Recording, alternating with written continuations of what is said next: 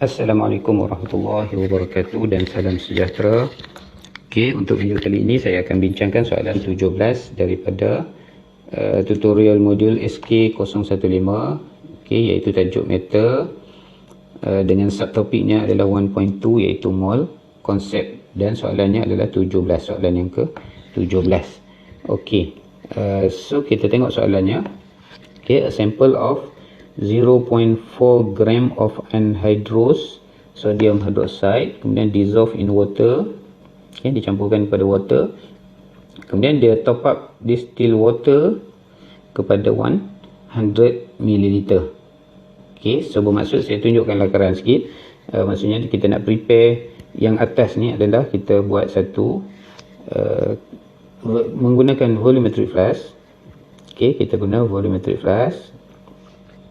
So di sini dilabelkan 100 ml. So graduated mark tu adalah 100 ml. So kita akan timbang ke dalam ni adalah 0.4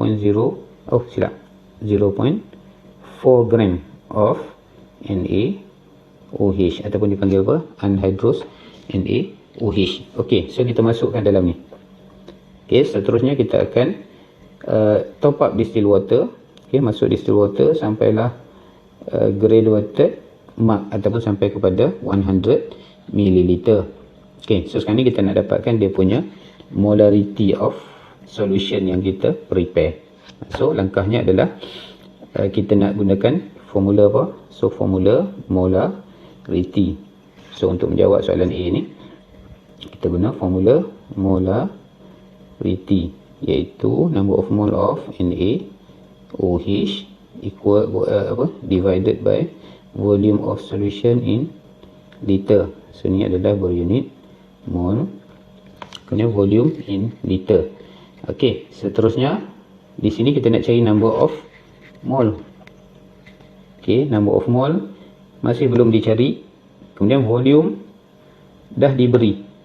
Okey, so dia dah bagi dah volume kita adalah 100 ml untuk menjadi solution. So kita ambil tambah distilled water tu sampai 100. So total solution kita adalah 100 ml. So volume of solution kita dah ada, cuma number of mole belum ada. Okey, so kita akan cari number of mole. So langkahnya adalah menggunakan formula N. Okey, saya kecil gunakan ringkasan. So NaOH bersamaan dengan sini adalah mass of NaOH. Okay, NaOH, kemudian bagi bawah ni adalah molar mass. Okey, so kita masukkan berapa? 0.4 gram of mass of NaOH. Okey, kemudian sodium hydroxide punya molar mass di bawah tu adalah berapa? Okey, 23/4 16, maksudnya 40 gram per mol. Okey, so kita akan dapat number of mole nya berapa? So number of mole bagi concentrate number of mole of sodium hydroxide ni adalah 0.01 mol. Okey, 0.01 mol. Okey, kemudian kita boleh masukkan terus ke dalam pengisian equation kita adalah 0.01 over volume kita adalah 100 ml. Okey, cuma kita kena convert to liter. Okey, wajib in liter. Okey, seterusnya kita punya jawapan adalah berapa? 0.1 molar. Okey, so kita dapat concentration of kita punya sodium hydroxide yang kita dah pun dilute. So sini adalah 0.1 molar kepekatan dia. Okay, kita dah dapat dah kepekatan bagi solution yang kita prepare. So 0.1 molar ataupun 10 lah untuk 2 decimal places. Soalannya tanya adalah find molarity. So kita kena 2 decimal places. Okey, selesai untuk soalan A dia. Kemudian untuk soalan B. Okey, bagi soalan B ni di sini dia tanya how many mole of H2SO4 were required for the neutralization. Okey, kita nak neutralizekan. Dan dari segi soalan di sini, okey, dia bagi apa maklumat untuk soalan how many Okay, how many mole of H2SO4 were required, okay, for neutralization? So berapa dia ambil untuk buat neutralization?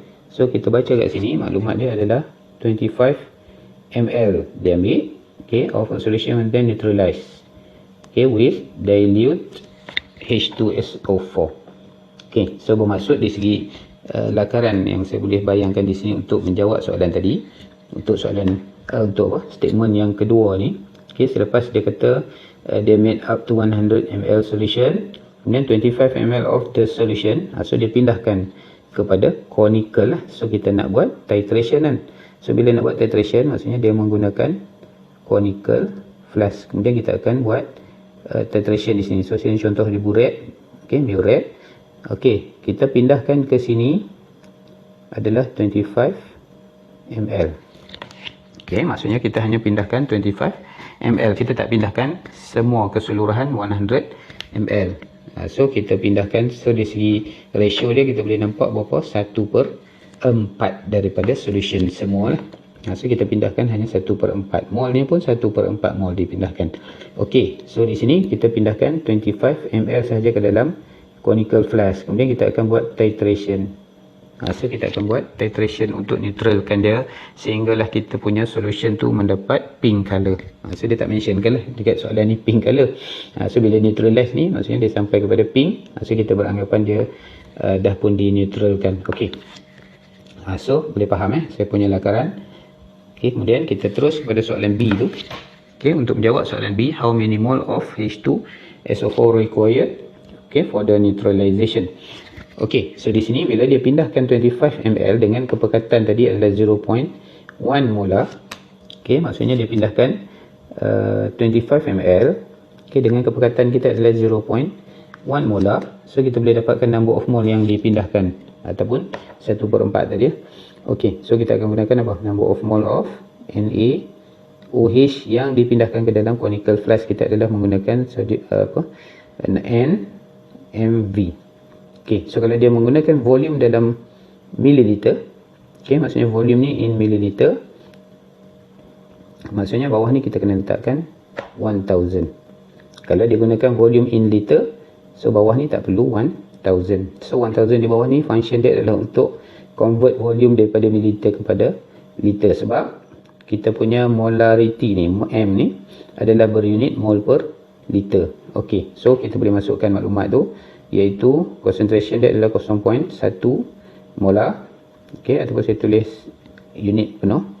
Ok, kemudian kita akan time dengan volume dia in mililiter kan.